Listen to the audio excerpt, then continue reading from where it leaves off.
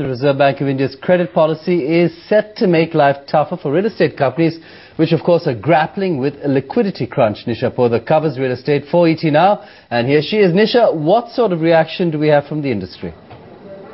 Right, Sid. What we are gathering from the developers is that they'll have to now focus and depend more and more on private sources of funding rather than going to the banks. Now, remember, the banks had already increased the risk weightage for the real estate sector, and with the RBI increasing the rates, it is getting more and more difficult for the real estate companies to access these funds at reasonable costs. On the other hand, from the consumer side also, the real estate companies are going to feel the heat, because anyways the demand had been slowing, and it could slow down further, especially in the mass segments where the largest amount of volumes pick up. That's where the maximum hit will be seen, because the home loan rates have been also increasing.